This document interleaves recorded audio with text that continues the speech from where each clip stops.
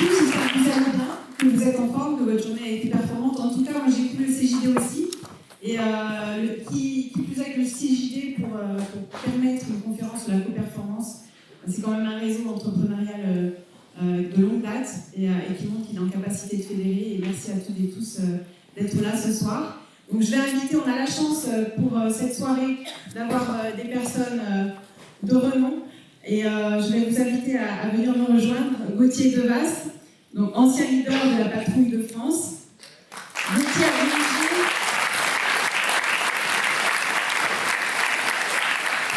Gauthier a dirigé la célèbre formation académique de l'armée de l'air française. Il est diplômé de l'école de l'air. Il a cumulé plus de 5000 heures de vol, dont de nombreuses missions opérationnelles et présentations dans le monde entier.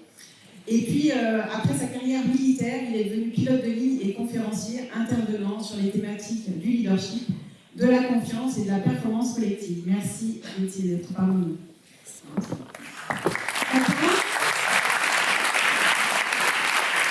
Bonjour à tous.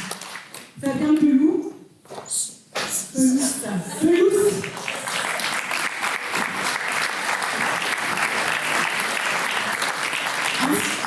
Je viens du Sud, on n'est pas avare, on dit toutes les lettres. D'accord.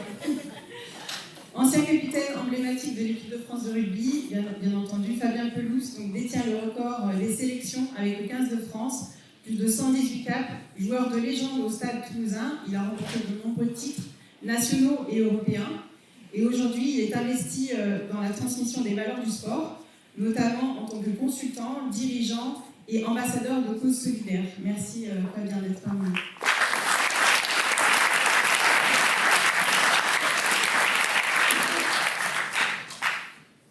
Alors ce soir, on a préparé tous les trois cette prise de parole et on voulait vous partager différentes thématiques qui sont en lien, bien entendu, l'idée c'est de pouvoir corréler la co-performance dans des secteurs qui sont très exigeants, en l'occurrence tout ce qui est au niveau de la patrouille de France et puis du rugby, donc le sport de haut niveau. Et on voulait également vous partager donc, des thématiques qui nous semblent très importantes pour que vous puissiez les mettre en œuvre dans vos entreprises. Donc pour commencer cette soirée, on voudrait vous parler tout d'abord de l'ego et du courage. Nous savons que l'ego, il va être à l'œuvre à partir du moment où on réussit, où on obtient des victoires, mais il est aussi à l'œuvre à partir du moment où on est en situation de stress.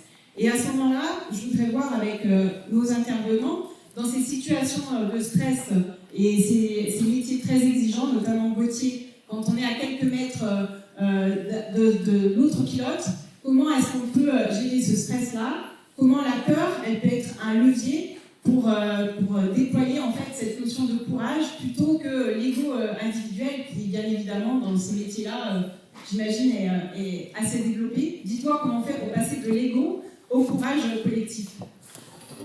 C'est l'affaire de toute une vie. Alors, moi, je suis vraiment ravi d'être là ce soir. J'ai un petit lien de parenté avec une CJDiste, donc moi, je suis peut-être un petit peu pistonné pour arriver ici, mais l'enjeu, quand même, je voudrais vous faire partager un truc, et on a un peu répété, mais pas complètement avec Fabien. L'enjeu, c'est de vous dire, c'est de la co-performance, c'est l'équipe, et forcément, ça vient sur des trucs comme l'ego, la peur. Est-ce qu'on a peur quand on est à 3 mètres les uns des autres, qu'on est sous facteur de charge? C'est quoi l'enjeu? Si vous posez la question à un pilote de la patrouille de France, qu'est-ce qu'il retient de tout ça? Il aura beau avoir survolé toutes les plus beaux sites de la planète, avoir rencontré les plus grandes personnalités de la planète, il ne vous dira pas c'est ces vols de dingue, il ne vous dira pas ça. Il vous dira c'est la personne qui était assise à côté de lui. C'est le fait de voler sous facteur de charge les uns collés aux autres qui était le plus vibrant pour moi. Et à la fin, il va pleurer. Et à la fin, quand il va quitter, il va pleurer. Et l'enjeu, c'est que disent ces larmes. Mais que disent ces larmes? Et c'est un peu là-dedans dans lequel on voudrait vous emmener ce soir. Mais il y a une première menace par rapport à ça, c'est l'ego. D'après, dans une équipe comme peut-être le 15 de France, je ne sais pas, Fabien il le dira, mais à la patrouille de France, c'est quoi votre plus grande menace? C'est quoi votre plus grande menace? Il faut créer votre équipe.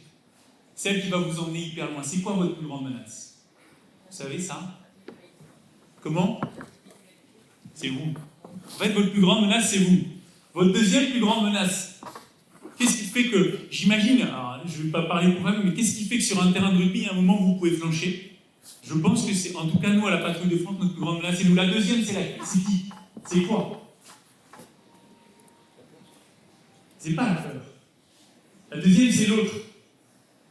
Et si je le faisais peut-être par rapport, en tout cas par rapport à notre métier, c'est pas l'ennemi. Parce que moi, j'ai des pilotes de combat. Non, la deuxième, c'est l'autre. Et la troisième, enfin, c'est potentiellement l'équipe adverse, c'est potentiellement l'ennemi. Mais le sujet par rapport à la peur, c'est assez intéressant parce que fait la peur? Que fait l'ego face à la peur? Vous savez ce que fait l'ego face à la peur? J'entends pas au bout. Il fuit. L'ego face à la peur, il fuit. L'ego, c'est tout ce qui est le moins courageux. Et c'est ça qui est intéressant. C'est ça qui est intéressant parce que, alors moi, j'ai pas eu la chance, j'aurais rêvé d'être comme Fabien, de me retrouver face au All Black, mais je pense que j'aurais eu peur. Je pense que j'aurais gravement peur. Je sais pas s'il a eu peur un jour, moi j'aurais eu peur. Mais c'était notre plus beau cadeau à la Patrouille de France parce qu'on en parlera tout à l'heure. Ce qui nous fait sombrer à un moment, c'est le fait de ne pas construire une équipe. Ce qui fait que ce qui s'est passé il y a 15 jours avec 2 avions de la Patrouille de France qui se touchent et qu'on s'éjecte, c'est potentiellement des choses qui ne peuvent se maîtriser qu'en équipe. On ne peut surmonter que c'est qu'en équipe. Et donc, l'enjeu de tout ça, c'est comment je fous mon ego de côté, comment je construis avec toute mon équipe quelque chose qui va nous surpasser. Et là, on se rend compte que la peur, en fait, est un sujet qui va fondamentalement nous aider. Alors, comment ça se passe sur Terre, sur le terrain? Oui, c'est plus terre à terre, effectivement. Pour en revenir au Black, ce qui fait peur, en fait, chez les Blacks, c'est ce qu'ils font juste après le haka. Quand ils commencent à jouer au rugby. Ça fait peur. Pendant le haka, on risque pas grand-chose, quand même. Mais effectivement, la peur, c'est quelque chose qui est inhérent, je crois, à toute personne qui va se confronter à quelque chose d'inconnu. Et de fait, quand on rentre sur un terrain, on ne sait pas ce qui va se passer. L'équipe adverse va essayer de nous surprendre. Et donc, nous, on se prépare à cette peur de manière collective. Parce que de manière individuelle, en fait, on ressent tous la peur dans la préparation de l'événement.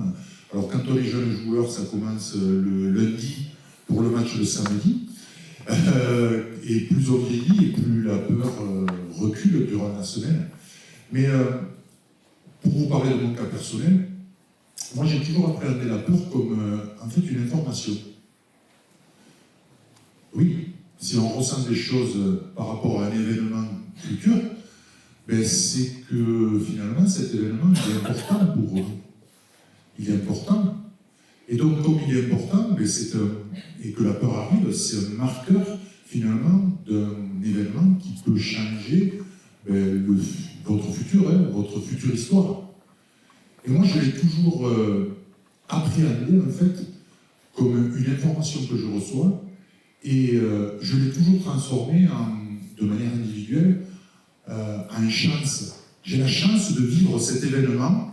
Certes, il me procure de la peur, certes, il m'alerte, mais si je suis là, c'est justement pour que cet événement fasse de moi quelqu'un de de meilleur rugbyman, de meilleur capitaine, de meilleur quelque chose. Et donc en fait, cette peur, il faut aussi la gérer finalement, parce que c'est pas quotidien finalement de vivre ces émotions-là, ces peurs-là, par rapport à un rendez-vous que vous avez, un rendez-vous important avec, je sais pas, avec un client, avec un banquier, pour améliorer votre futur. Vous avez la chance de vivre cette peur-là, finalement. Vous vous êtes procuré cette chance-là, finalement, d'avoir cette émotion et de pouvoir transformer votre vie. Et je crois que si j'ai peut-être bien réussi ma carrière, c'est grâce à cet état d'esprit qui a fait que, finalement, cette peur, j'ai pu la très vite l'identifier et la transformer en une chance qui m'était donnée. Et ensuite, nous, c'est vrai qu'on a cette capacité à diluer cette peur de manière collective, à travers les regards avant les matchs, à travers les regards bienveillants, les regards de confiance, les petites tapes sur les épaules, qui finalement vont faire que cette peur va se diluer dans l'équipe, que finalement on va rentrer tous unis sur le terrain. Et notre peur individuelle, elle ne se diffuse pas justement, mais elle se dilue à travers l'équipe. Merci Fabien. Donc oui, la peur comme une opportunité finalement. Moi j'ai un mantra. Mon mantra c'est j'ai peur et j'avance. Donc on y va, on accueille la peur. Et je voudrais savoir parmi vous, en tant que chef d'entreprise, qui a eu un moment décisif vis-à-vis de son entreprise ou de ses équipes où il a ou elle a ressenti de la peur ou du stress intense au moment de prendre une décision. Waouh, très peu de personnes. Allez, un peu de courage. Je suis sûre que vous avez stressé à un moment ou à un autre. J'avais peur aussi. Ok. À présent, Fabien, tu as parlé de la confiance. Je voudrais que tu nous expliques davantage qu'est-ce que représente la confiance pour toi et le lien dans l'équipe, dans les vestiaires, j'imagine pendant les mêlées, il y a quand même des tensions. Comment ça se passe concrètement quand effectivement il y a cette peur qui génère de la tension ou une défaite, où on voit qu'on n'est pas opérationnel. Comment ça se passe pour créer la confiance pendant évidemment les événements décisifs, mais c'est quelque chose, la confiance qui se travaille toute l'année. Comment on fait pour maintenir ce lien? Je crois que tu as une technique, un petit rituel et quelque chose qui est important pour toi. Ouais, j'en parlerai après, mais je vais vous parler plutôt de la confiance collective. C'est vrai que dans le rugby, elle se construit la confiance en fait. Elle se construit à travers toute la semaine, les petits rendez-vous qu'on peut avoir, les briefings d'avant l'entraînement, durant l'entraînement, etc. Et c'est souvent les responsables qui vont construire cette confiance. Ce niveau de confiance nominale que j'appelle, pour aborder le match en rentrant sur le terrain en te disant ouais, cette semaine on a bien bossé tous ensemble, je sais que je vais réaliser sur le terrain ce qu'on a travaillé durant la semaine, et je sais que mes coéquipiers autour de moi ils sont exactement dans le même état d'esprit que moi. Donc on a bien bossé et on va y arriver. Et en fait ça se construit tout le temps de la même façon. En début de semaine, souvent, l'entraîneur qui le fait, il casse un peu la confiance. Notamment si le match précédent a été gagné d'une manière assez nette. De façon à reconstruire la confiance, justement, pour arriver dans ce niveau nominal. Parce que si on arrive au match suivant avec un excès de confiance, on va tenter des choses sur le terrain qui vont être pas réalisables. Donc on va s'exposer à des déconvenues. Et à contrario, si on n'a pas assez de confiance, on ne va rien tenter sur le terrain, donc rien réussir. C'est pour ça que c'est important d'être vigilant sur ce niveau nominal de confiance. Et ça se reconstruit finalement un briefing d'après du lundi, quand on avait gagné un beau match. Des fois, je me rappelle que je ressortais des matchs, quand j'étais joueur encore, de ces briefings, et je me disais, ce match-là, heureusement qu'on l'a gagné, parce que qu'est-ce qu'on aurait pris sinon? Parce qu'en fait, l'entraîneur nous stigmatisait tout ce qui n'avait pas été bon, justement pour, au fur et à mesure de la semaine, reconstruire tout ça et arriver à ce niveau nominal de confiance. Merci, Patrick. Gauthier, à votre niveau, quand vous êtes dans les airs, comment ça se traduit? Quelle est la place de chacun? Comment on régule en fait cette confiance-là dans les airs? Est-ce que vous pouvez nous en dire un peu plus? La confiance est quelque chose d'assez particulier. Moi, je voudrais vous raconter une petite anecdote, une longue anecdote. Quand j'étais petit, je ne savais pas très bien quel métier je voulais faire. Et à un moment, s'est présenté le film Top Gun. Je me suis dit, waouh, ça j'ai pensé à Top Gun quand j'ai vu les invités. Ça a l'air chouette. Ça a l'air chouette et je vais faire ce métier. Je n'avais pas spécialement une appétence pour l'aéronautique de fou, mais je me suis dit, avec ce métier, je vais tellement... Ça va être génial, ça va être l'aventure, mais il y avait au fond de moi quelque chose qui me manquait de confiance et je me suis dit, si j'ai réussi à faire ça, je vais gagner en confiance quelque chose de dingue. Mais à ce moment-là, mes parents, Top Gun, ça leur parlait pas trop. Ils me disent, quand je leur dis que je veux faire, ça les intéresse pas, et j'avais besoin qu'ils soient fiers de moi, donc je dis, t'inquiète pas, t'inquiète pas maman, je vais faire une classe prépa, je vais aller à l'école de l'air, comme ça tu seras fière, tu seras contente. Mais force est de constater que je faisais tout ça parce qu'il y avait un truc qui me peinait, c'est que je me sentais pas capable, je me sentais pas légitime. Bref, je ne fais pas la psychothérapie, mais j'avance. Et je fais ma classe prépa, alors que j'étais dernier de ma classe en 3e, donc je me mets à bosser comme un fou. J'arrive à l'école de l'air, tant bien que mal, après avoir fait 3 années de prépa, de terminale, mais j'arrive à l'école de l'air. Je deviens, au moment où arrive la sélection en vol, la confiance n'est pas tellement plus haute. Je me bats, j'accroche, je mords le coussin, je me mets au rugby, ça me donne un esprit encore plus combatif. Et voilà. Et voilà. Et je deviens pilote de chasse. Première mutation dans le Nord, à Cambrai, par tous comme ça. Je pars en opération. Les opérations à l'époque se passaient un peu plus au Moyen-Orient. Mais toujours cette problématique de confiance, de se dire, mais je suis pas bon, je suis pas capable et tout. Et toujours cette lutte. Et vous ne comprenez pas d'où ça vient. Vous ne comprenez pas d'où ça vient. Et à un moment, on me propose d'être leader, d'aller à la patrouille de France. Et là, je fais, c'est bon, j'ai assez donné. J'ai assez donné. Je me suis surpassé des guides pendant 15 ans pour avoir confiance en moi et ça n'a pas changé grand-chose. Donc stop. J'y vais pas.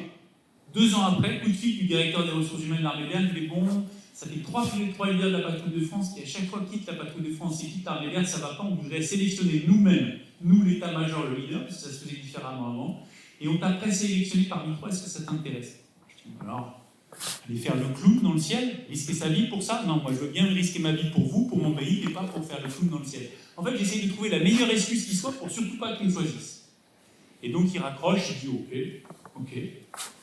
Je me rappelle le lendemain, parce que vous savez, dans l'armée, quand le chef dit « je veux 3 candidats et choisissez les biens », le mec il était un peu emmerdé. Donc il me rappelle, il fait « bon, je t'ai bien entendu, tu veux pas être leader de la patrouille de France, etc., parce que tu estimes que les risques bâtards, etc. Bon, je te propose un deal. T'acceptes d'être leader de la patrouille de France et d'aller à la patrouille de France, parce que moi j'ai besoin de 3 candidats, d'ailleurs tu ne seras peut-être pas choisi, et je te donne ce que tu veux après. C'est-à-dire si tu veux faire du Rafale à Hawaï, il n'y a pas de problème. » Et là, il y a une petite dose de confiance qui dit non, je vais pas me foutre sur le dos avec les mecs en même temps à 30 mètres du sol, je vais pas le faire, je lèverai jamais, je suis trop nul. Je dis non. Le soir, je rentre chez moi. Je raconte ça à ma femme, je dis parce que je suis fier. Je dis on m'a proposé d'être leader de la patrouille de France, c'est pas capitaine du 15 de France, mais quand même, je me dis, je pouvais pas lui proposer ça, mais ça, je pouvais lui dire.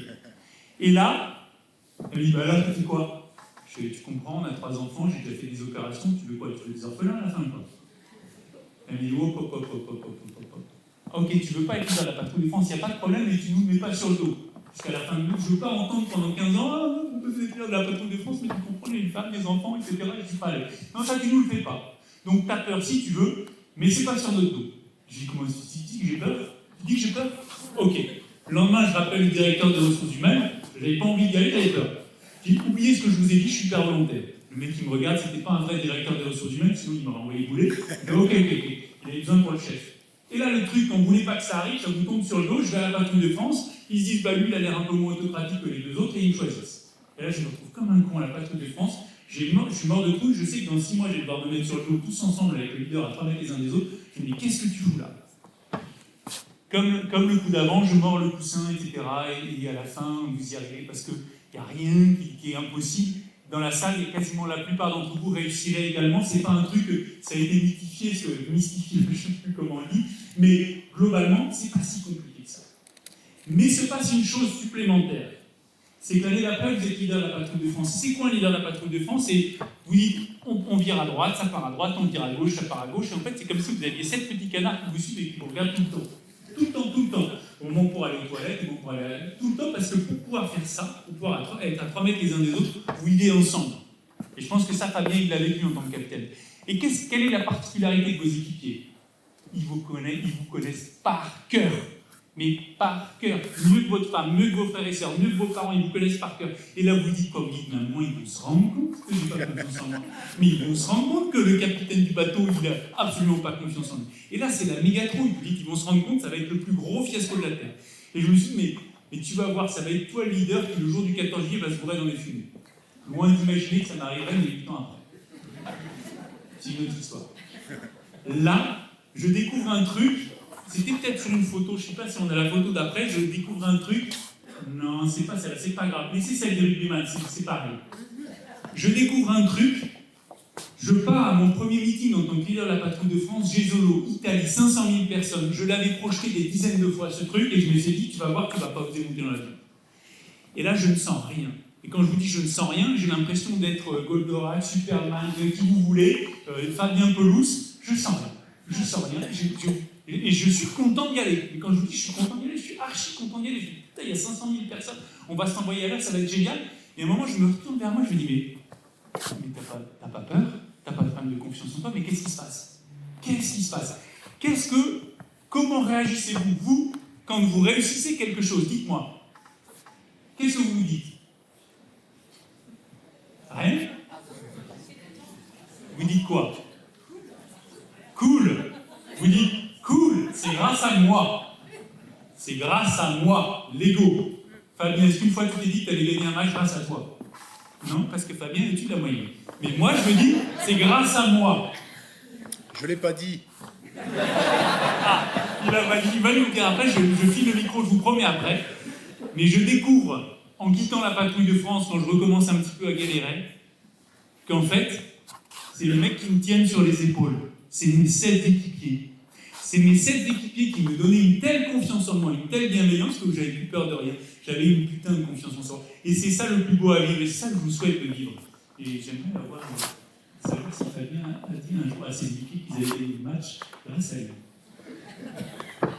Non, je ne l'aurais pas dit. Je le pensais, mais... Non, on dit les choses de manière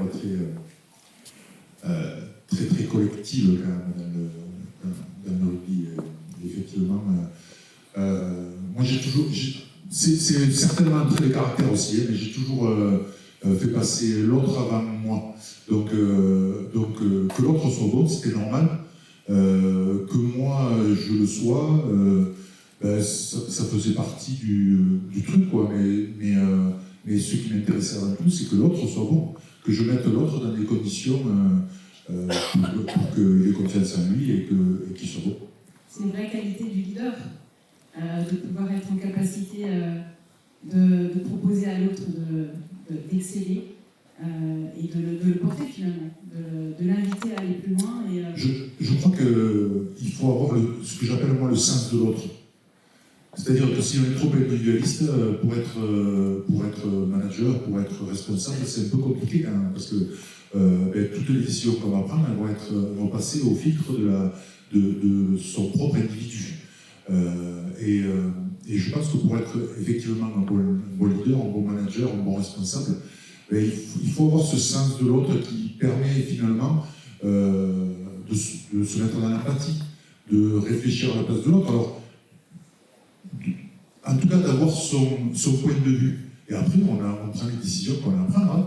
Mais en tout cas, c'est vrai que pour créer la relation, si on est trop individualiste, ça paraît infaisable.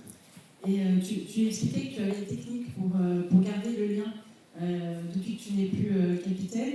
Il y a quelque chose qui te manque beaucoup. C'est quoi qui te manque? Alors ça y est, c'est passé quand même, parce que ça fait 15 ans que j'ai arrêté, donc c'est bon, je me suis sauvé, mais c'est vrai que quand j'ai arrêté, je me suis rendu compte finalement que ce qui m'a manqué le plus, c'est de toucher les gens. Non mais c'est vrai, hein, de toucher les gens. On ne touche pas les gens dans la vie normale.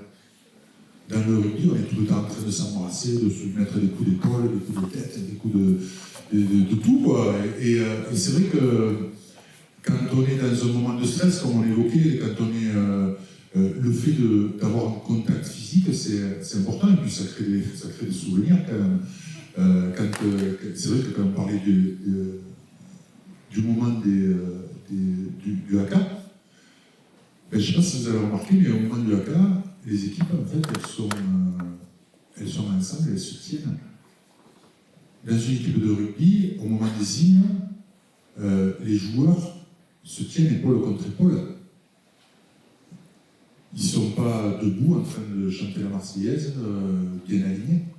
Ils se lèvent, enfin ils sont debout, et ils s'accrochent pour sentir l'autre dans ce moment-là. Et c'est vrai que c'est important. Levez-vous. Allez-y, on va le faire, tiens. Levez-vous. Alors, Franchement, j'aurais pu vous faire, pour vous faire sentir le contact, j'aurais pu vous faire une mêlée. Mais mettre sa tête entre les fesses de votre voisin, je ne sais pas si ça intéresse tout le monde quand même. Hein. On est d'accord, on est d'accord. Donc on va faire comme si c'était, on était sur les hymnes par exemple. Je ne sais pas si vous connaissez, selon les rangs, mais vous allez vous attraper, tous, par les épaules. Voilà, vous vous rapprochez. Voilà, et maintenant, vous allez imaginer que vous avez l'hymne qui passe, ou que vous avez un camp en face, et que vous êtes fiers d'être là parce que vous allez jouer un match important, et vous allez faire quelque chose d'important pour vous, parce que nous, depuis qu'on est gamin, qu'on a 3 ans ou 10 ans, ou 13, moi j'ai commencé à 13 ans, on rêve que d'une chose, c'est d'être international. Et ça y est, vous allez l'être. Vous allez l'être. Alors je ne vais pas vous chanter la Marseillaise. On se fait la Marseillaise? Allez, on se fait la Marseillaise. Il y a un chanteur de Marseillaise? Allez, moi, je ne suis pas très bon chanteur. En plus, moi, je ne la chantais pas. Allez, on y va. Vous êtes prêts? Non, attends. La patrie, le jour de gloire est arrivé. C'est vous? Contre nous de la tyrannie, l'étendard sanglant élevé, l'étendard sanglant élevé.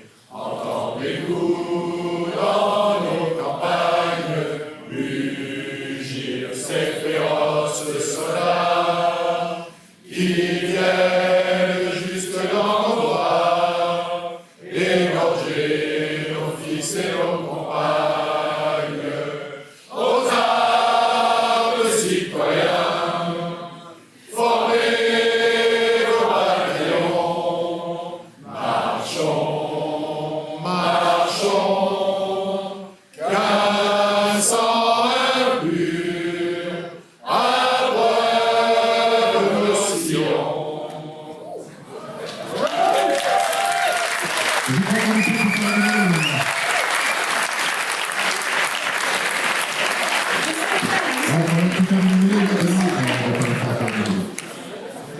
Ils sont prêts. En fait, ce qu'on ressent à ce moment-là, en fait, c'est le fait qu'au lieu d'être 15 sur le terrain, en fait, on se rapproche et on fait plus peur. Et c'est des moments rares quand même dans une vie d'expérimenter ces émotions collectives. On a tous des émotions individuelles, évidemment, mais les émotions collectives, elles sont rares dans une vie. Donc, il faut essayer de les provoquer. Et il y a peu de domaines où on peut exercer ça finalement. Le sport collectif, par exemple, l'entreprise, hein. On travaille les uns avec les autres.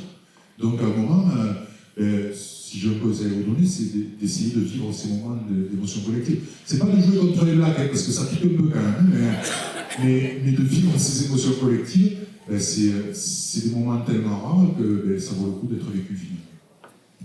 Merci pour ce moment de partage. Gauthier, J'espère qu'à l'extérieur, elles n'ont pas pensé qu'il y avait une équipe politique. alors on dit souvent en entreprise qu'il faut préparer son équipe. Moi j'aimerais bien, Gauthier, que tu nous dises comment on prépare son équipe pour qu'elle reste motivée dans la durée et qu'elle trouve le sens dans ce qu'elle fait.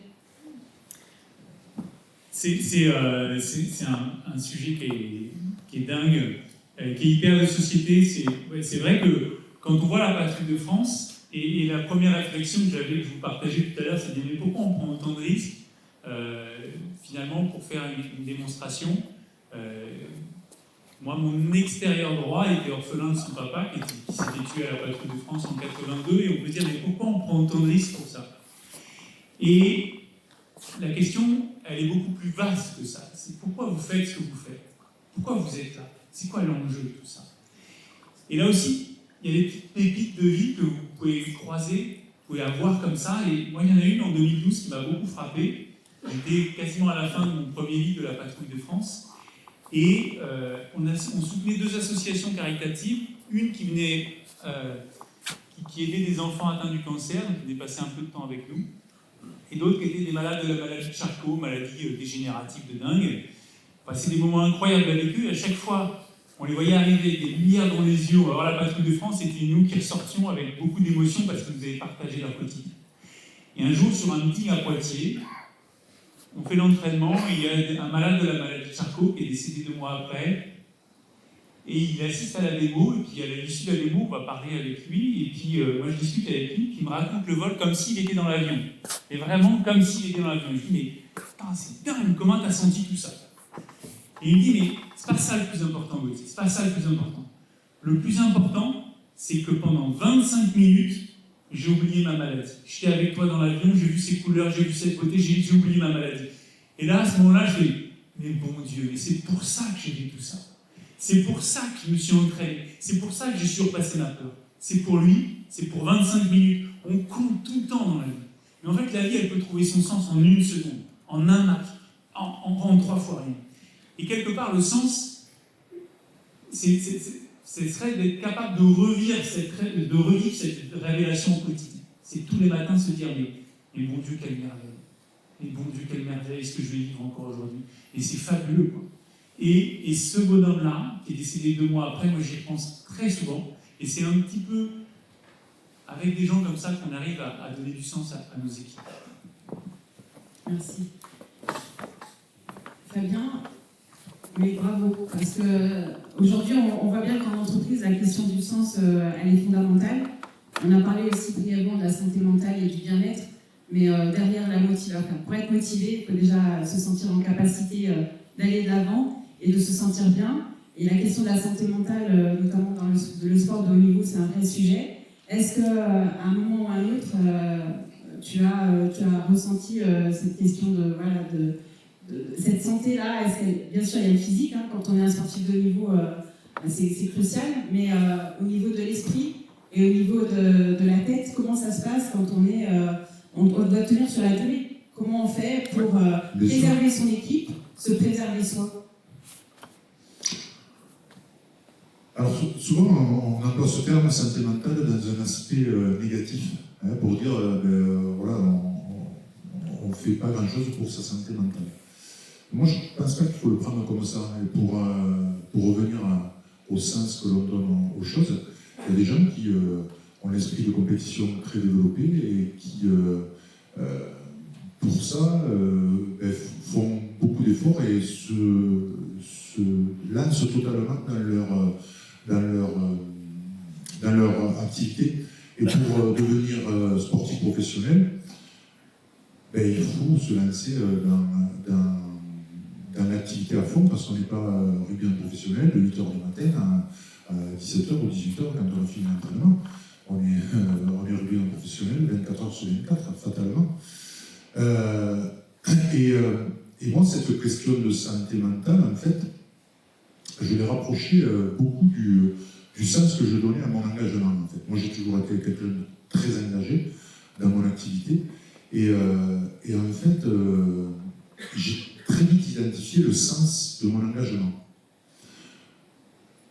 Moi, j'étais un petit gars, enfin petit, j'ai jamais été trop petit, moi, mais j'étais un petit gars de l'Ariège qui était dans un petit village où il y avait qu'un club de foot. Et donc, pour être avec les copains le samedi et le mercredi, je jouais au foot. Voilà. Et par contre, comme j'étais démesuré, j'avais certainement la tête un peu loin des pieds et l'information mettait du temps à passer. J'étais nul au foot. Voilà. Et j'ai quelques copains qui sont partis jouer au club de rugby à côté, dans le village à côté, parce que voilà, c'était comme ça, il n'y avait pas assez de population pour faire un club de foot et un club de rugby. Et donc je les ai suivis. Et dès mon premier entraînement de rugby, je suis tombé amoureux. Je suis tombé amoureux de mon sport, en fait. Et j'ai théorisé un peu après, pas sur le premier entraînement, mais je me rappelle très bien de mon premier entraînement. Je suis rentré sur le terrain, enfin, je suis sorti du terrain, je me suis dit, c'est ça que je veux faire. C'est ça que je veux faire. Le rugby professionnel n'existait pas. Hein. Je ne projetais pas d'être rugbyman professionnel. Par contre, je projetais de jouer au rugby le plus longtemps possible et de la meilleure des façons possible. Déjà, à mon premier entraînement. Et ensuite, j'ai compris très vite ce qui m'a motivé finalement. C'est d'aller confronter ce corps un peu démesuré à ce qui se faisait toujours de mieux et d'essayer d'entraîner les autres avec moi finalement, en tant que leader, en tant que capitaine. C'était ça mon moteur. Et quand on est manager, quand on est responsable, ce qui compte, c'est de connaître le moteur de ses coéquipiers, de savoir ce qui va les faire réagir, de savoir sur quel levier il faut appuyer pour avoir un peu plus de performance, un peu plus de temps de travail, un peu plus, tout simplement. Et le principal travail finalement du capitaine que j'étais ou des dirigeants que vous êtes, c'est de connaître vos personnes pour savoir sur quel levier il faut appuyer pour les faire réagir, parce que chacun a son propre moteur. Hein. Pour les uns, ça va être les aspects techniques, pour les autres, ça va être l'équipe, la relation personnelle, pour les autres, ça va être l'argent, peu importe. Mais c'est sûr que si vous proposez une augmentation de salaire à quelqu'un qui vient chercher, je sais pas, le côté technique de votre métier ou la relation humaine, bon, il va prendre l'augmentation de salaire. Mais c'est pas ce qui va changer foncièrement son engagement, en fait. C'est ça qu'il faut comprendre quand on est manager. C'est qu'à un moment, mais chacun est différent. Et il faut composer finalement avec toutes ces différences pour proposer une vision qui va convenir à tout le monde et pour pouvoir appuyer sur les bons leviers. Merci. Gauthier, tu nous as parlé d'une petite aventure qui s'est produite avec une question de positionnement de drapeau. Un drapeau qui avait été mal positionné. Je voudrais savoir comment cette aventure t'a fait réfléchir à ta posture de leader. Est-ce que tu peux nous expliquer cette anecdote et nous dire en quoi, en fait, ça a permis peut-être de faire évoluer ta réflexion sur ta place en tant que leader? Ouais, c'est raconter ça, c'est un peu comme raconter la plus grande défaite du 15 de France face à n'importe quelle équipe. Ouais, mais moi je ne raconterai pas. Mais ça me fait plaisir de vous la partager parce que c'est une aventure assez incroyable, très belle, très dure mais très belle. En fait, je suis retourné à la patrouille de France après avoir été leader. Normalement, on n'y retourne pas pour en être le directeur. Et au moment où j'y retourne, on a une super projet de tournée aux États-Unis. On va faire une tournée aux États-Unis. Je vous passe les détails, mais c'est une aventure de ouf. Mais à ce moment-là, je découvre une équipe qui ne s'entend pas, qui dénote, parce que toute la sécurité qu'on peut trouver dans ce qu'on fait, c'est dans une équipe qui s'entend et qui fait preuve de vraiment de cohésion. Elle ne s'entend pas tant et si bien que, à un moment de la tournée, le leader fait de l'hypertension, on est vraiment inquiet. Mais il tient le coup et on finit la saison comme ça. L'avantage qu'on a à la patrouille de France, c'est qu'on a une rotation par pierre, ce qui fait que l'année d'après, on recrute 3 nouveaux pilotes. Et donc, moi, en tant que directeur, à ce moment-là, je me dis, bah cool, on va pouvoir retravailler l'équipe parce que ça n'a pas du tout fonctionné en 2017. Et assez tôt, en 2018, c'est encore pire. C'est-à-dire que les dissensions intestines, je pense que vous qui êtes chef d'entreprise, ça vous arrive peut-être d'avoir des équipes où ça vous est peut-être arrivé, mais c'est encore pire. Et je ne trouve pas les clés. Et je cherche des clés, je fais des confrontations, je discute avec les gens, je fais plein de choses, mais ça ne fonctionne pas. Et le 4 février 2018, je suis appelé au domicile du leader et il est obligé d'être hospitalisé. Et là, on se retrouve, comme c'était jamais arrivé à la patrouille de France, on se retrouve sans leader de la patrouille de France. Et à ce moment-là, on demande à celui de l'année d'avant s'il veut bien revenir. Il dit non, moi c'était trop dur, j'ai failli glisser la santé, je ne reviens pas, celui de l'année d'avant est trop loin, etc. Et assez vite, je comprends que c'est moi qui vais remonter dans la vie. Énorme plaisir au départ, et on se rend compte assez vite que techniquement, c'est facile de revivre quand vous l'avez ancré une première fois. Énorme plaisir, mais beaucoup d'amertume de voir le leader quitter son poste. Et là, au début, gros coup de bambou, on a mis le leader à l'hôpital, les gens se calment, l'ego se tait. La peur fait son effet. Qu'est-ce qu'on a fait? Comment on a fait pour envoyer un mec à l'hôpital? Et assez vite, 2 mois après, ça recommence. C'est à nouveau des dissensions, et à nouveau, je prends mon bâton de maréchal et ça ne fonctionne pas. On arrive le 13 juillet 2018 à Paris, on se prépare pour le défilé. Au moment où j'arrive aux avions, je demande au chef des mécaniciens s'il a bien fait le plein des fumigènes. Il me dit, t'inquiète pas, je les ai faits, j'ai vérifié. Je demande au pilote responsable de vérifier les pleins. T'as bien vérifié, mais t'inquiète pas, on a vérifié. Dans chaque avion, il y a 2 types de couleurs différentes. Et il s'avère qu'en fait, il y a une erreur dans l'avion du remplaçant. Mais cette erreur, on peut la vérifier 6 fois. Je ne vous fais pas tous les checks, mais on peut la vérifier 6 fois. Après, en arrivant à l'avion, le mécano vous dit exactement ce que vous avez comme plein fumigène. Une fois qu'on décolle, on vérifie les fumigènes gauche et droite et on les fait fonctionner. Une fois qu'on les branche, on demande aux mécaniciens qui sont en place arrière sur les défilés de vérifier. On a 6 filtres. Au moment où on est sur l'Arche de la Défense et qu'on met la fumée, j'avais demandé à mes pilotes de vérifier ce qui se passait à droite et à gauche. Ils disent rien. Et moi, je demande à mon mécanicien derrière, qu'est-ce que tu vois? Il me dit, il y a peut-être du rouge à droite. Et à ce moment-là, moi, je me dis, il y a 3 mécanos qui sont en train de regarder. Le dialogue interpatrouille ne permet pas de corriger l'erreur et on survole les champs comme ça. Je dirais, ça reste qu'un drapeau bousillé le jour du 14 juillet. C'est beaucoup plus que ça. C'est beaucoup plus que ça parce que ça traduit derrière des gens qui ne s'entendent pas, des GIA qui ne peuvent pas travailler ensemble, et surtout ça traduit un niveau de risque pour nous qui est phénoménal. C'est-à-dire qu'on n'a jamais été aussi loin de foutre un avion montage juste après, voire d'avoir un accident grave. Mais ce moment-là est un moment assez fondateur pour moi en tant que leader, en tant que chef d'entreprise, en tant que ce que vous voulez, parce que ce moment-là, on a fait la preuve par le négatif de ce que c'est qu'une équipe. Une équipe, c'est une chose assez simple. Une équipe, c'est des gens qui comptent les uns sur les autres et qui ont pour tâche principale de faire attention à l'autre. C'est tout. C'est rien de plus que ça. Et de manière assez étonnante, une fois qu'on s'est posé après ce défilé, on s'est fait défoncer bien sûr par les gens qui sont dans notre hiérarchie, dans notre métier. Mais quand on communique sur nos réseaux sociaux pour expliquer l'erreur qu'on a faite, on a un déluge de commentaires absolument incroyables qui nous renvoient énormément d'amour et qui nous renvoient quelque chose comme vous, les pilotes de la patrouille de France, on a toujours une image de vous qui ne faites jamais d'erreur. Là, vous avez fait la plus grosse erreur de la Terre qu'on n'aurait jamais pu que vous puissiez commettre parce que vous êtes censé être super bio. En fait, nous, on n'est pas super bio, on est comme tout le monde. Un être humain fait des erreurs au quotidien. Au quotidien. Vous faites des erreurs toute la sainte journée. Votre meilleur moyen de réussir et de ne pas en faire, c'est d'avoir 7 équipiers, 8 équipiers, 15 équipiers qui vous regardent en permanence, pas par intérêt, par amour, par esprit d'équipe, par envie d'avancer ensemble, parce qu'on sait que ce qui restera à la fin, c'est les liens qui nous ont unis. Le reste, ça disparaît. Dans 100 ans, dans 200 ans, ça disparaît. La seule chose qui restera de ce qu'on a vécu ensemble, c'est les liens qu'on aura créés.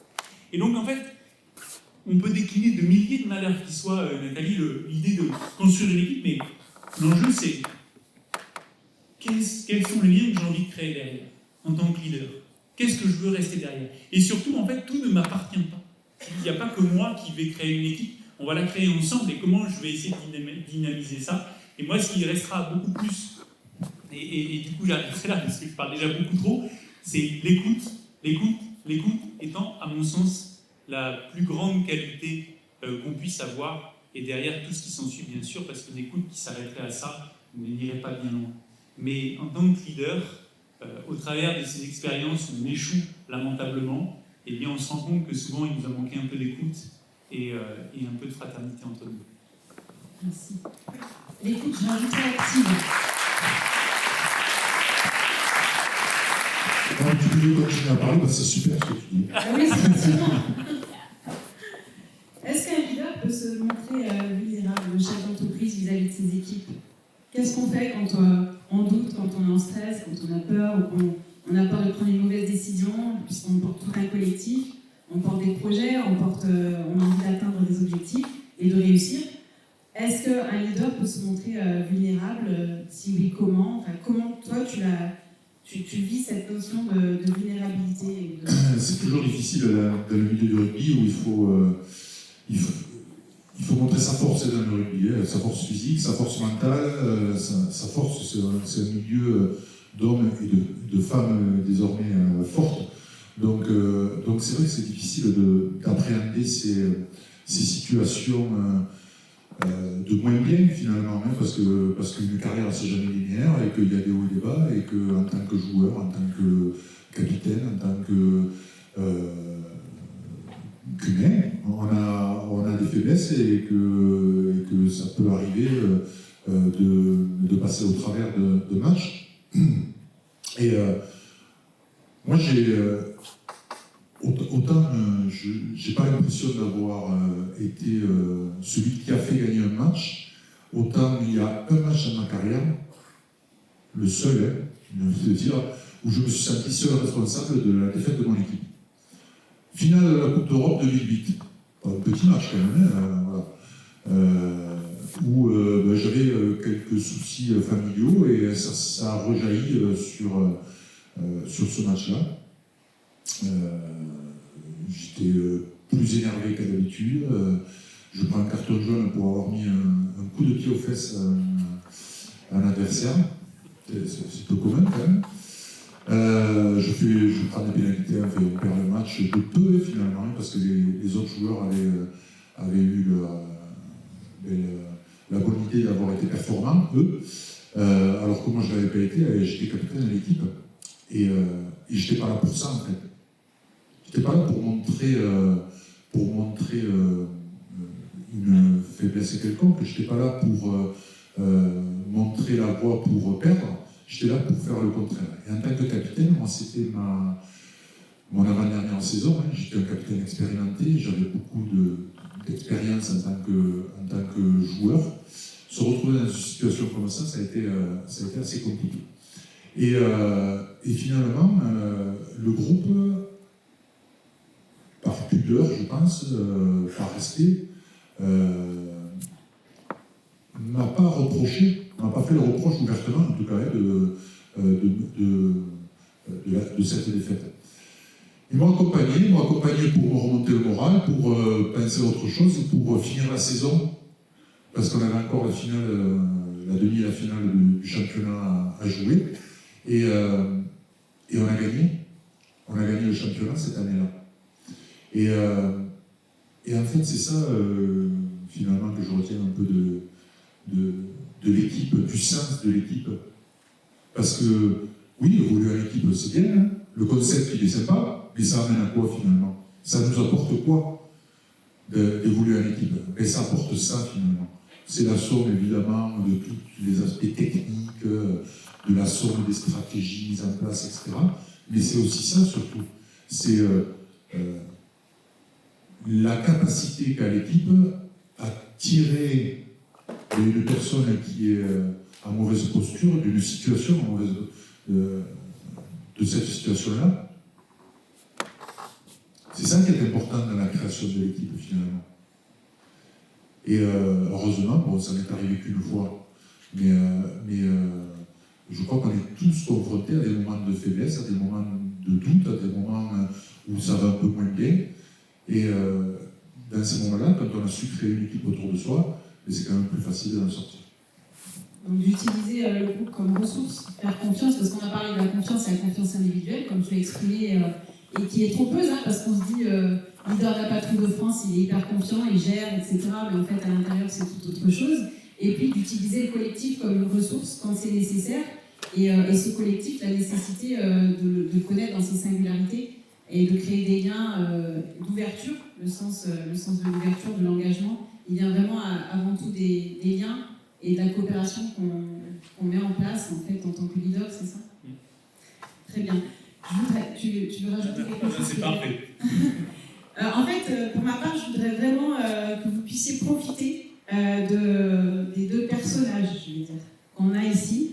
Et donc, j'aimerais qu'on puisse vous donner la parole et que vous nous partagiez un petit peu qu'est-ce qui vous a inspiré dans ce qu'ils vous ont décrit. Et puis, on est là pour apprendre et avancer ensemble. Donc, si vous avez des questionnements qui peuvent émerger en lien avec vos problématiques au sein de vos entreprises ou de votre posture en tant que dirigeant et dirigeante, c'est l'occasion, je pense. Donc, autant en profiter. Et on va du coup laisser la parole à la salle. Et on va prendre la première courageuse ou courageux pour poser la première question. Qui a des questions pour Gauthier ou est-ce qu'il y a un micro? Il faut qu'on fasse passer ce micro peut-être. Qu'est-ce qui vous a inspiré ce soir? Est-ce que vous retenez? Oui.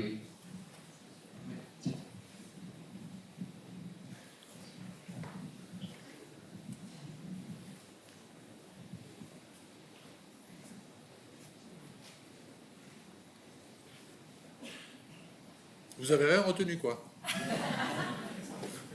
Ils vont le mettre en pratique. Vous m'entendez? Merci. Merci à tous les trois de nous avoir fait partager votre expérience. Moi, ma question, c'est plus par rapport aux équipes où finalement on arrive toujours, puisqu'en fait, en tant que leader, on va donner notre confiance à cette équipe, c'est-à-dire qu'on a une part de confiance qu'on va leur donner d'emblée pour pouvoir grossir en tant qu'entreprise.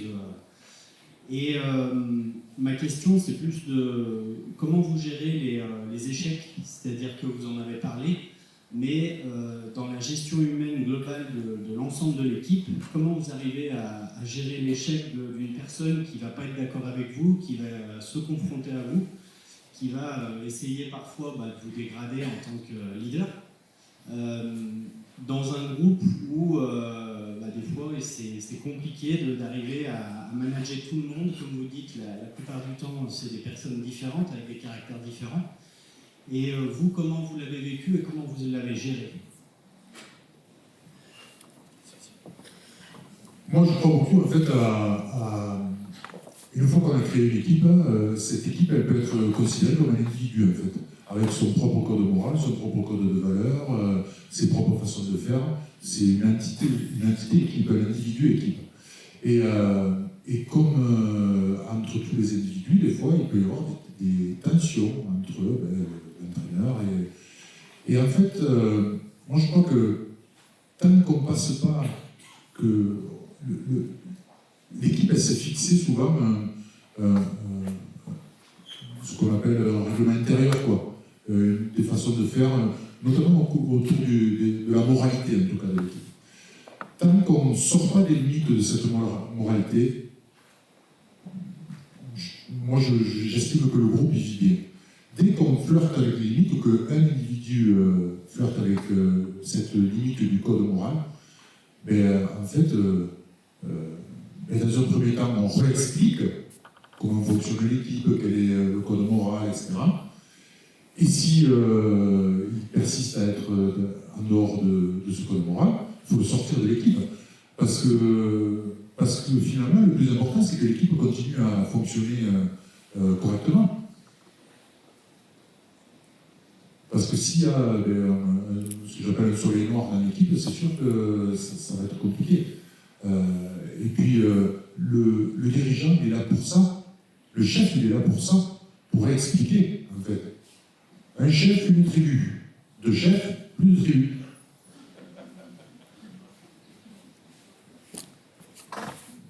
Je vais juste rebondir sur, effectivement, comme tu dis, moi je pense que l'entreprise est un système. Donc, quand il y a des problématiques relationnelles dans l'entreprise, souvent on se sent démuni, qu'on soit le leader ou que ce soit un membre de l'équipe qui ne s'entend pas avec quelqu'un d'autre. Bien évidemment, ça va affecter l'ambiance, la performance, les résultats.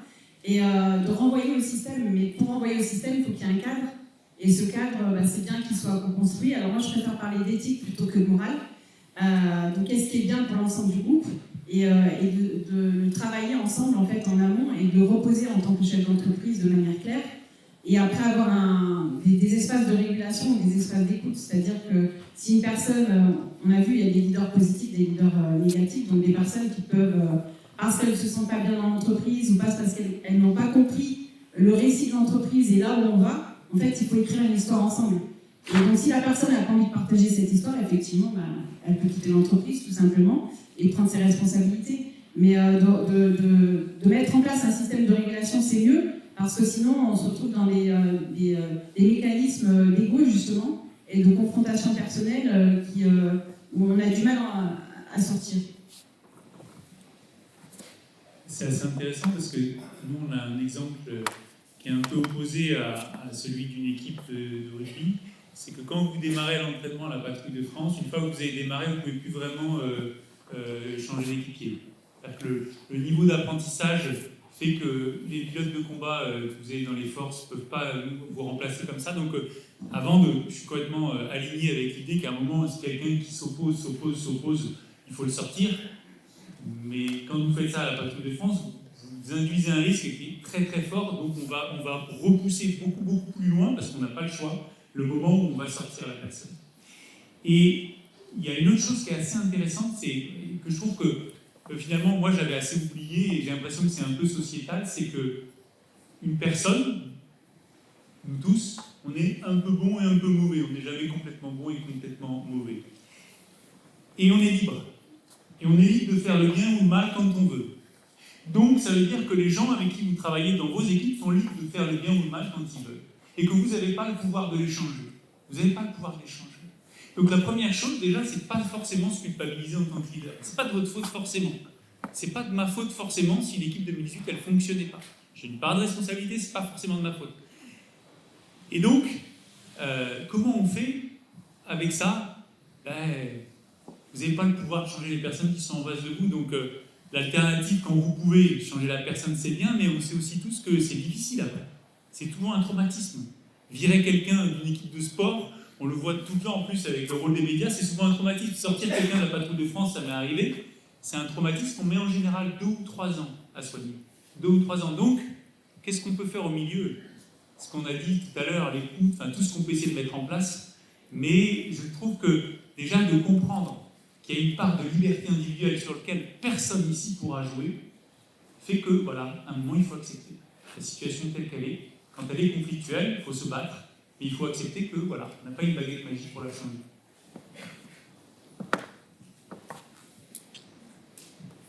D'autres questions? Oui. Moi, j'aimerais avoir votre avis, si vous voulez bien, sur le côté, enfin sur l'exemplarité du leader, sur comment est-ce que le leader doit se comporter par rapport à ses propres compétences et dans quelle mesure il doit être exemplaire dans l'équipe. C'est clair? Oui, mais je ne sais pas où vous êtes. Oui, en fait. allez, là-bas. Ah, d'accord. Oui, l'exemplarité du capitaine. Moi, on me pose souvent la question, c'est une question qui est revenue souvent en fin de carrière, c'est quoi un bon capitaine finalement? Je dis, je ne sais pas trop moi, ce que c'est un bon capitaine, parce qu'en fait, tu es capitaine avec tout ce que tu trimbales finalement, hein, avec le fait que tu es là depuis 6 mois ou depuis 10 ans, avec ton âge, avec ton expérience, avec ton pays de provenance, avec tout ça, quoi. Et par contre, il y a quand même quelques principes de base quand même que tu es obligé de respecter pour être, je pense, respecté à ton tour. L'exemplarité dont on parle, l'exemplarité du dirigeant, l'exemplarité du capitaine, oui, mais pas l'exemplarité de façade. Hein. L'exemplarité quand il y a un peu d'adversité, quand la tempête se lève, là, quand il y a un peu d'adversité, on va dire comme ça, et que finalement le capitaine il prend le drapeau, il va le planter juste 3 mètres plus loin en disant à tout le monde c'est par là qu'on va. Je ne sais pas si c'est par là qu'on va gagner. Par contre, ce que je sais, c'est que si on n'y va pas tous ensemble, c'est sûr qu'on va perdre. C'est celle-là l'exemplarité qui est importante. Accompagner la réussite, je ne dirais pas que c'est facile, mais c'est de l'organisation quand tout va bien. Quand il y a de l'adversité, que les décisions sont difficiles à prendre, ben, il faut un peu de force morale. Et si on appelle ça un capitaine, ben, c'est pas par hasard. Hein. C'est qu'il faut garder le cap, en fait. Même dans l'adversité, même quand le vent est contraire, il faut garder le cap. Il faut faire avancer l'équipe pour la mener un peu plus loin. Et l'exemplarité se traduit à travers des postures, des prises de décision, des moments importants pour marquer un peu les esprits. C'est à travers tout ça, quand même. À travers tout ça.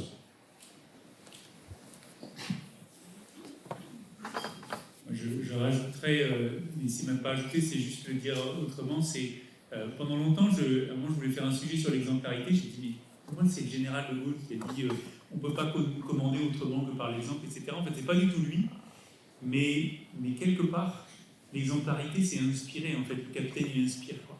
Il peut pas faire, il inspire, et il inspire, c'est tout. Et quelle est la place, l'inspiration, quelle est la place des valeurs du coup? Est-ce que c'est quelque chose que dans vos métiers, vous partagez en amont? Enfin, comment ça se passe? Parce que le sens, il va directement avec les valeurs, la motivation va avec les valeurs, le fait que les équipes suivent, ça va aussi avec des valeurs qui sont posées au niveau de l'entreprise. Donc comment ça se passe? Tu peux m'en dire un peu plus là-dessus? Ouais, ça c'est le domaine des valeurs. Pour nous, si on a choisi ce métier, parce qu'avant d'être pilote à la patrouille de France, j'étais pilote de combat, c'était vraiment l'idée de se dire, mais pourquoi je suis sur Terre? À quoi ça sert? Et à un moment, passe le truc, je dis, mais le militaire, c'est quoi? C'est celui qui donne sa vie pour qu'un pays puisse vivre en paix. Ok, ça me parle. Et en fait, nos valeurs, les valeurs des militaires, elles ne nous appartiennent pas. Elles nous appartiennent à tous. Et quelque part, ce qui nous porte, effectivement, et c'est ce que va essayer d'inspirer le capitaine, c'est ces valeurs, quoi. C'est moi, je suis prêt à mourir pour vous. Et c'est ça, cette valeur. En fait, tout découle de ça. Pour nous, tout découle de ça. Et oui, je suis prêt à aller faire un spectacle où on se met à 3 mètres les uns des autres pour témoigner ce que c'est que la grandeur de notre pays et l'engagement qu'on peut mettre pour témoigner de ce drapeau français. C'est ça. Et je pense que ça, on le partage. C'est pas quelque chose. Mais souvent, on a tendance à ne pas se le redire ou à trop se prendre au sérieux. Parce que presque là, je me dis, mais attention, Gauthier, tu te prends trop au sérieux. Non, la vie, c'est pas sérieux. La vie, c'est pas que sérieux. On peut juste aussi être léger. Mais ces valeurs aussi, elles doivent nous inspirer. Tout ça n'est pas que sérieux. Je suis prêt à mourir pour vous, mais c'est pas sérieux, je sais pas. D'autres questions? Oui. Il y a 2 questions au fond là-bas. Pour rebondir sur l'inspiration, entre autres, quelle est d'après vous la part d'inné ou d'apprentissage possible pour être un bon leader? Autrement dit, est-ce qu'on peut tous être un bon leader? Et au-delà, comment identifier le bon leader à mettre en place pour son équipe demain? Je vais me permettre, je suis dans l'éducation, donc je suis obligée de répondre. L'inspiration, en fait, je pense fondamentalement, parce que je crois en l'humain, que chaque personne peut être leader. Il y a des personnes, bien évidemment, qui ont peut-être une facilité à la prise de décision, à diriger, etc. Mais en fait, c'est une question d'éducation, le leadership. À partir du moment où on laisse un enfant et un adolescent et qui va devenir adulte être en capacité de prendre des risques, de mesurer ces risques-là et de prendre la parole, enfin, toutes les notions qui permettent d'inspirer et de se sentir en confiance. On parlait de la confiance tout à l'heure, quand on est petit, on va choisir un métier, etc. En fait, notre confiance, souvent, la confiance des enfants, elle est souvent flinguée dès le début, en fait, parce qu'on leur demande d'être dans des cases et on leur demande en fait d'être ce qu'ils ne sont pas au fond d'eux-mêmes. On a vu en fait tout part de la passion, de la première graine qui vient. Il s'est dit je suis sur le terrain de rugby, je vais faire ça toute ma vie. À partir du moment où on a cette envie, cette motivation, cette passion et qu'on sait qu'on est fait pour ça, et le rôle des adultes c'est vraiment ça, c'est d'accompagner ce leadership et de le développer. À partir de là, tout le monde peut être leader, même un éboueur peut être leader, un stagiaire peut être leader. Après, ces personnes-là, elles ont la capacité d'inspirer, mais il faut qu'elles se sentent capables d'inspirer. Donc laisser cette ouverture-là, je pense que c'est indispensable et en tant que chef d'entreprise, c'est essentiel à mon sens. Comme un enseignant, il doit être en capacité d'avoir un regard bienveillant avec l'enfant et lui dire tu peux réussir. Un leader, un chef d'entreprise, il doit éminemment avoir confiance aux talents qu'il recrute. Alors bien évidemment, les fois on se plante, on sait bien que le recrutement, c'est pas évident. Mais à partir du moment où on pose ce regard-là et on voit dans chacun des membres de l'équipe un leader à sa façon, l'entreprise, je pense qu'elle peut tourner.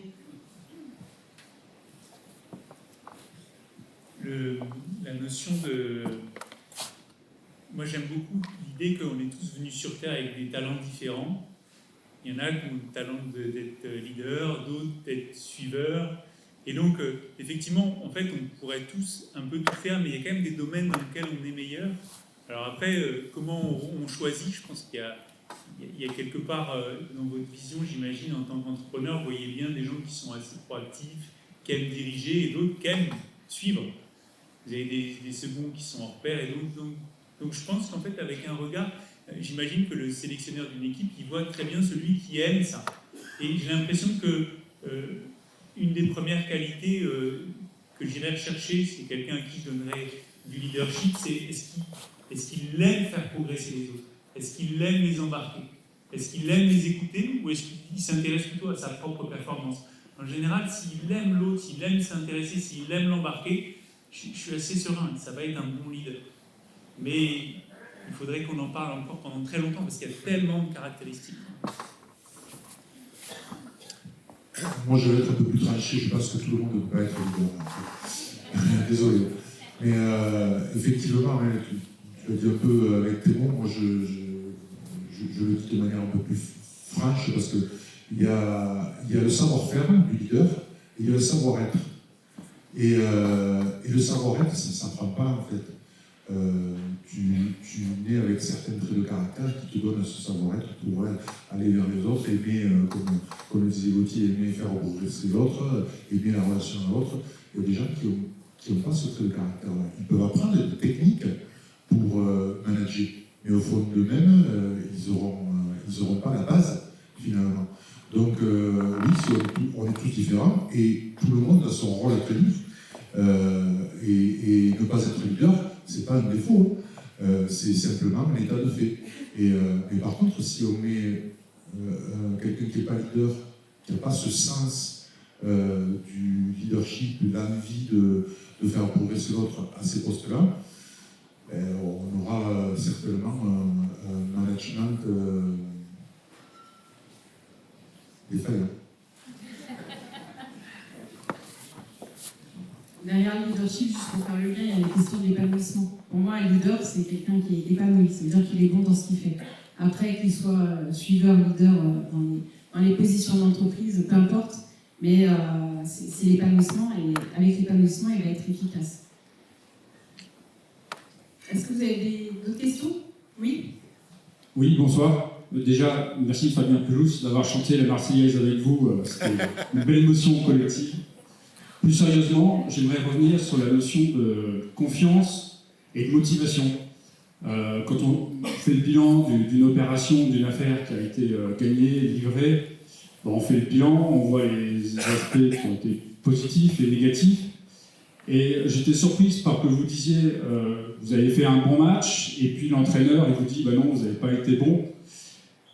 Alors évidemment, l'excès de confiance est mauvais, ça peut déboucher sur un manque de préparation, etc. Mais voilà, mais casser la confiance, est-ce que c'est pas aussi casser la motivation? Quelle est la nuance ou entre les deux? C'est tout le talent du manager, de l'entraîneur de réguler la nuance, comme vous l'appelez.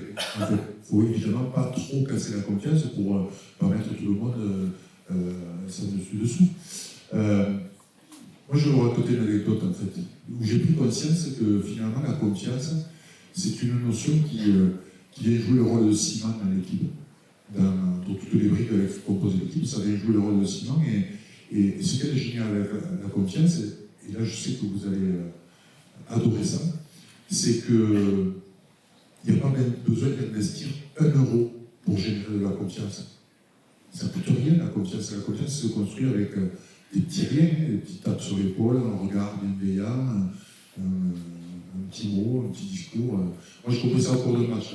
En particulier, c'était en France-Angleterre en 2004. Et dernier match au Stade de France pour faire le grand chien contre l'Angleterre, qui venait récemment d'être champion du monde en 2003, et à nous battre en demi-finale. Donc il y avait la revanche, un match avec un peu de tension. Moi j'avais l'habitude de me strapper les doigts dans le bus qui nous amenait jouer le match. Je me strappais les doigts. J'ai appris cette habitude. Et donc ce jour-là, je me strappais les doigts, j'avais fini, et puis je faisais des formes à mon strapal, je passais le temps, quoi. Et donc à un moment je fais une forme de clé, une clé rudimentaire, un petit cercle, une tige qui redescend. Et il y avait Dimitri Dijashvili à côté de moi, et je lui tends la clé comme ça, et je dis tiens, ça c'est la clé du match. Moi j'étais content de mon boutade quand même. Dans un bus qui t'amène jouer en France-Angleterre, il faut sortir quand même. Voilà. L'ambiance, c'est pas popé, c'est tout très quand même. Voilà. Et donc on sourit un peu, et puis c'est tout quoi. Et puis on arrive, on continue, notre truc, on s'échauffe, on rentre à les vestiaires, on met la tenue de lumière, on sort les hymnes, et on commence à jouer le match. Et on joue plutôt bien, on joue en confiance. Et on arrive à la mi-temps, mais on sent que cette confiance, elle est là, à travers les regards, justement, on les tape sur l'épaule. On est bien, quoi, on se sent bien, c'est le champion du monde en face quand même. Voilà, et on rentre sur le terrain et on joue encore mieux, jusqu'à dominer nettement cette équipe et à gagner le match. Là, coup de sifflet final, on a gagné. On a fait le grand chelem au Stade de France devant notre public, la populace, évidemment. Et on reçoit la coupe, on fait le tour d'honneur, etc. On rentre dans les vestiaires. Et je commence à me déshabiller. Dimitri s'approche de moi et il se lève son short comme ça, il est poche sur la short et il sort la clé en strapon. Dimitri Agili a joué en France-Angleterre au Stade de France pour faire le grand chelem avec une clé en strapon dans la poche. Des fois, quand il faut donner du sens aux choses, c'est un peu difficile quand même. Mais c'est là que finalement, ça m'a sauté aux yeux après en y repensant. C'est que c'était peut-être qu'une boutade pour moi, dans le bus. Ça a été un peu plus pour lui, ça a été un partage de responsabilité par rapport au capitaine que j'étais, un partage de confiance, un partage. Et quand on est finalement leader, capitaine, manager, dirigeant, on peut les appeler comme on veut, quand on a en tout cas une hiérarchie supérieure, il faut avoir conscience de ça. C'est que les joueurs, ils attendent toujours quelque chose. Un avis, un conseil, et que, comme ça ne coûte rien, il ne faut pas s'en priver. Il ne faut pas s'en priver. Parce que la confiance collective, elle se construit comme ça, à travers, encore une fois, un regard bienveillant, une tape sur l'épaule, un petit mot, un petit discours, un petit « j'ai confiance en toi, tu l'as déjà fait, je sais que tu en es capable, vas-y ». Ou des fois, juste une clé en strapal. Ça suffit. L'importance de changer. Et là, ce que tu vois, c'est aussi la reconnaissance. C'est quand même indispensable aussi au sein des équipes, j'imagine, de pouvoir partager ce qu'on a vécu ensemble et ce lien, cette symbolique de clé, elle est magnifique. Je crois que c'est l'heure. Je ne sais pas où est le chef de cérémonie. Il y a d'autres questions ? Peut-être une dernière. Merci déjà pour votre partage, c'était très intéressant. Moi j'ai levé une question, justement ça va peut-être aller avec. Comment gérer et accepter la fin d'un cycle et régénérer l'équipe? Peut-être que c'est peut-être un peu une grosse question, mais c'est justement comment on régénère une équipe qui tourne déjà. Parce qu'on va vivre des fins de cycle, chacun, et Comme tu en as vécu beaucoup. Et donc intégrer les nouveaux et tout ça. Non, là, moi je vais donner la parole à Fabien parce que nous on régénère énormément. C'est-à-dire que dans nos équipes, on régénère chaque année. Et donc, on n'a pas le temps, ça va à toute vitesse. Et c'est assez sain, ce changement d'équipe. Mais du coup, je ne vous apprendrai pas grand-chose. Alors, Fabien, lui, il a dû vivre plus souvent. Ouais, avec des cycles, on dit des cycles avec l'équipe de France qui vont de 4 ans en 4 ans de Coupe du Monde à Coupe du Monde. Et finalement, les cycles dans le rugby domestique, en fait, en club, c'est des cycles d'un an, finalement, que les équipes se reconstruisent. Et en fait, on essaye de construire l'avenir en partant de la formation, forcément.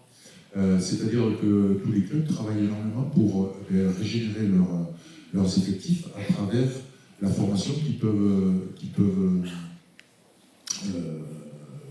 faire au quotidien avec leurs jeunes joueurs pour alimenter leur équipe fanion, leur équipe première. Alors ça ne marche pas tout le temps, parce que d'Antoine Dupont, il y en avait un à Le Gers il y a quelques années, voilà, et ça y est, il a éclos là maintenant, mais peut-être que le prochain, il arrivera que dans 10 ans, je ne sais pas, peut-être à Villefranche ou à Brest, on ne sait pas. Mais le travail, c'est un travail de fond, en fait, finalement, qui va permettre de régénérer les équipes, de partir sur ces cycles qui se raccourcissent de plus en plus, parce qu'on a des joueurs qui ont des durées de carrière de plus en plus courtes quand même. En tout cas, la surperformance, on va dire, la super performance. Et donc, on travaille sur ça, sur ce renouvellement finalement des générations. Je sais que et quand on n'arrive pas à former, ou qu'il y a un décalage dans le temps, mais en fait, on va recruter à l'extérieur. Nous, on est dans un monde d'hyper-compétitivité, d'hyper-compétition entre toutes les équipes. Donc, à un moment, on ne peut pas se permettre d'attendre. Et le manager de club, l'entraîneur, son poste, il est conditionné au résultat. Donc, en fait, lui, il lui faut la meilleure équipe possible. possible. Et donc, si le jeune de 20 ans n'est pas tout à fait prêt, on sait bien qu'il va arriver, mais il n'est pas tout à fait prêt, il va falloir quand même un joueur pour assurer sur le temps que va mettre le joueur pour arriver à son plein potentiel.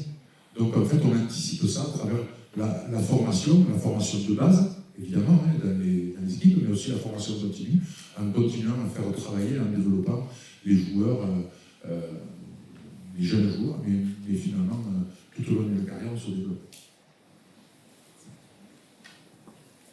On va clôturer cette soirée avec une très belle citation. Merci Gauthier. Donc, la grandeur d'un métier est avant tout d'unir les hommes, Antoine de Saint-Exupéry. Donc on va vous laisser sur cette citation inspirante. J'espère que vous avez appris, ça vous a nourri, cela vous a inspiré pour mettre en place dans vos équipes.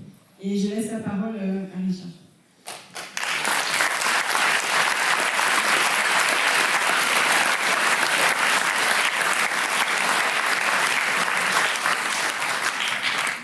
Un grand merci Fabien, Gauthier aussi. C'était vraiment intéressant de votre partage d'expérience dans deux univers assez différents, mais finalement qui se rejoignent à travers la performance collective, le groupe. Pour ceux qui nous suivaient sur les réseaux sociaux, on avait annoncé une surprise à l'issue de cette soirée. Finalement, il y en a 4, en plus de celle de Doris. Donc, on a organisé un petit tirage au soir avec 2 maillots de rugby de l'équipe de France à gagner. Floqué, bien sûr, du numéro 5, celui de Fabien à l'époque, dédicacé par ses soins, et puis aussi 2 billets pour faire une séance de pilotage sur un site à Lyon qui s'appelle iWell, vous connaissez peut-être, qui est un simulateur. Voilà. Donc voilà, les 2 billets, les 2 maillots à gagner pour faire un petit tirage au soir. Donc félicitations aux gagnants, pour toutes les gens. Merci à tous.